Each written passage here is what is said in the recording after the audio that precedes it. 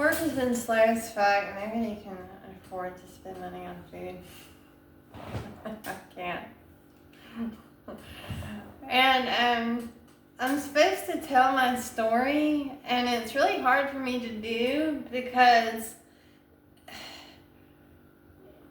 I'm an MK Ultra survivor, and the way that MK, look at all my smoke, just really burning that incense. That's Archangel Gabriel incense, so we're getting the messenger incense in here. I've invoked Archangel Gabriel. The way that MK Ultra works, MK Ultra is a government mind control program that was brought over by the Nazis. And you know, here comes the dark humor. I'm laughing about it, but I survived this shit. I'm brought over by the Nazis in Operation Paperclip, and I've started dating German. Just real, just chomping at the bit about dating this fucking German because I was raised by fucking Nazis. And I'm coming to realize, you know, I kind of brushed this under the rug because I had this kind of mania where I'm like, did this shit really happen?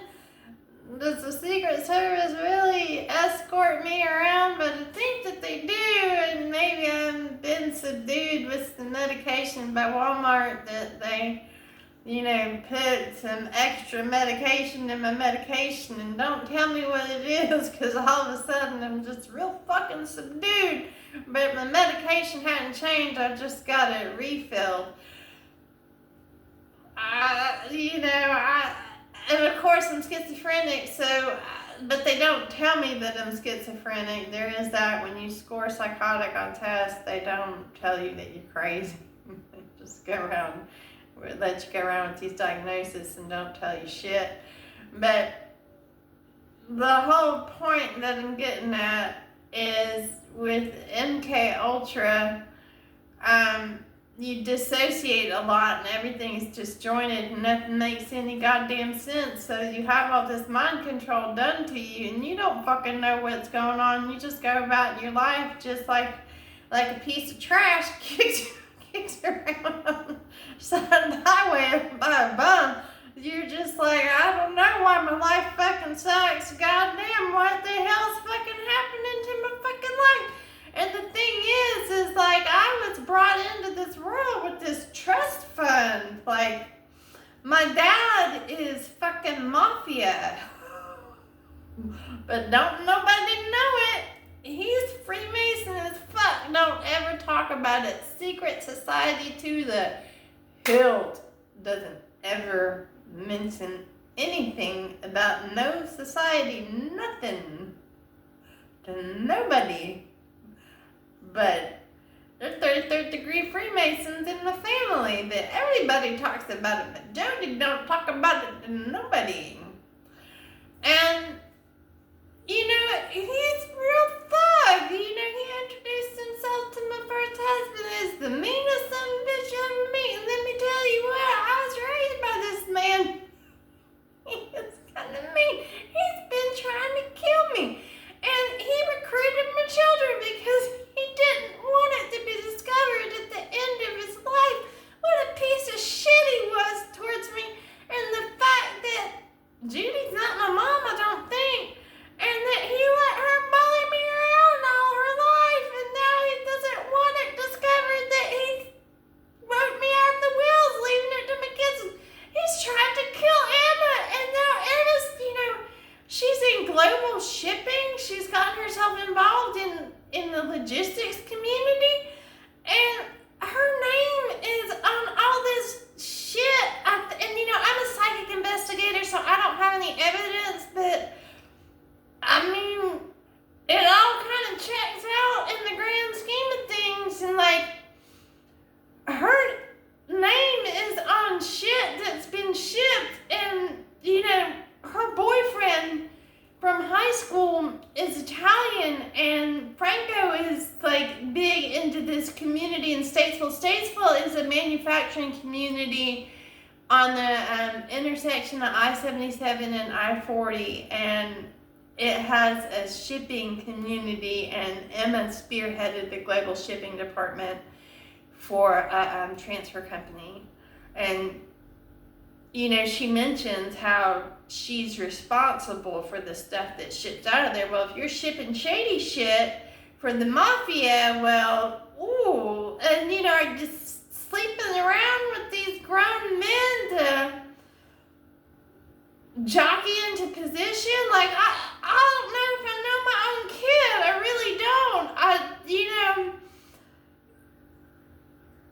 you're the one inheriting from Grandma and Papa. I'm not getting shit, and you have me living with you when you don't have a roommate because I have a social security check, but when I bitch at you about doing the dishes, you don't want to live with me no more.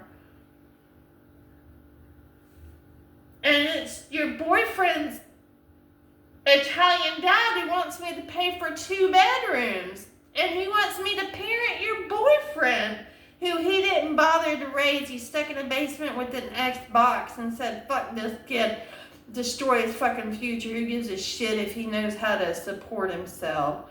And then all of a sudden, there's a priest golf clubs in my garage, and this man wants to fuck me, but I mean, he'll hook up with me, but I won't tell nobody. I mean, there's a lot of shady shit. Like, I think Jody's mafia, and I think he's, you know, big man boss. Big man on Lake Norman boss. And I think that that's all my fucking money. And I think, you know, Emma, she's always just so quiet, watching everybody, gathering information. Like, didn't give a fuck about nobody. And I noticed that about her growing up. I'm like, that's why you don't have any friends. You act that way, you act that way, you act that way. And I think, you know, the ways that she acts warm may be fake. You know, when you're borderline, I read about it, I researched it a little bit, and it said that cluster B disorders are highly heritable, which means that you come from a family of cluster B people, which means that my mom's a psychopath. Jody, I don't know, he was able to understand, he had some empathy, but to do what he did to me, he must not, I don't know. I mean, he tried to kill Emma, had Walmart putting oil and water in her engine. I mean, she must have been wanting to reach out to me. I really don't know how to feel about Emma.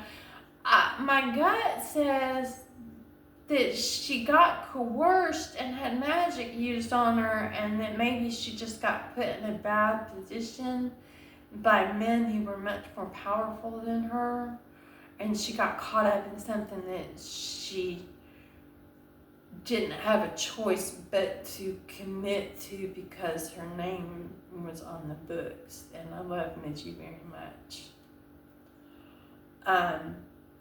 And it was like a mere her situation, and maybe she doesn't know how to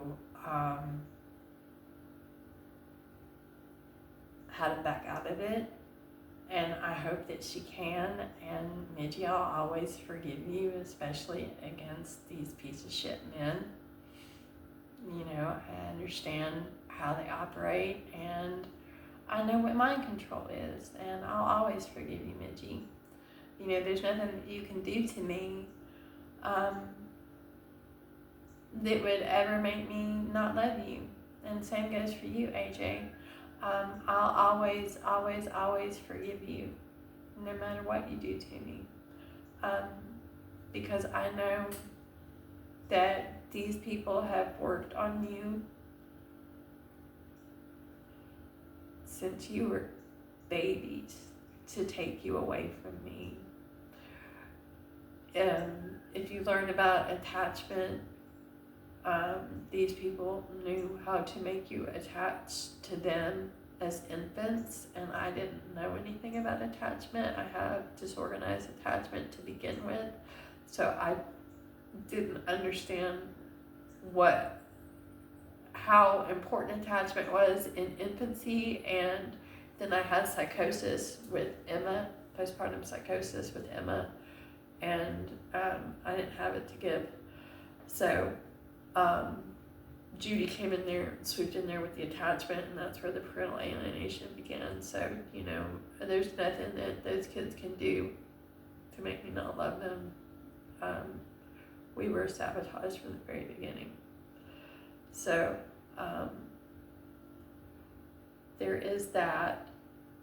But yeah, everything is disjointed because of dissociation. I lose time throughout the day. Like, how did I get from 8 o'clock this morning to 11 o'clock this morning? I don't know how. I don't know what actions I took to get from point A to point B, but shit gets done. And it's obvious that, things get done. But yeah, I think I come from a mafia family, and I think that they, one, because I was adopted and they were stealing my shit, they didn't let me know anything. But two, maybe if you would let me know all this shit, you could have brought me in on it, and I've been like, I'll share with you, because I'm generous like that. I like excitement and risk and stuff like that. Who knows? But also, they also know that I'm tattletale. Being autistic and everything like that, I'm lawful. They couldn't have brought me in. I just told it. I did just hold it.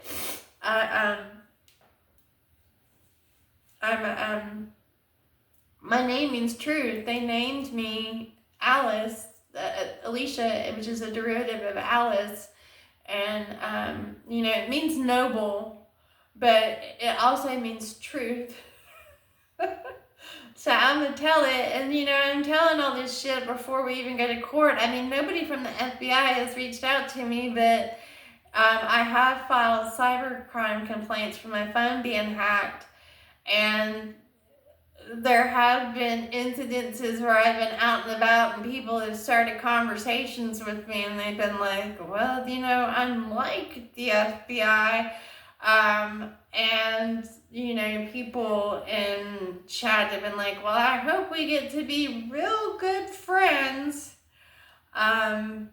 So people obviously wanting information, and people also curious about what information I'm giving out, and making sure that I'm not giving out information that makes me unsafe.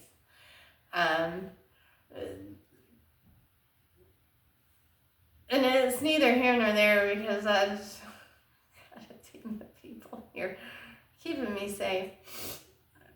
I'll go up to their face and be like, who are you on the phone with? Why y'all always watching me? So, I think some kind of protective custody of some sort, and who fucking knows? Just delusional as shit. So,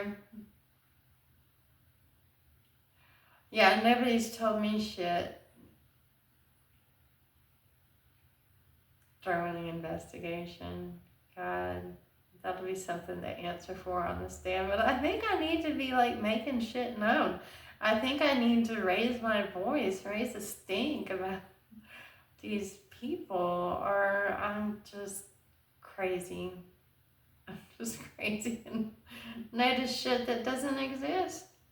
But I've looked back over my life, over 50 years of my life, and something doesn't add up, or something's just really fucking ass up.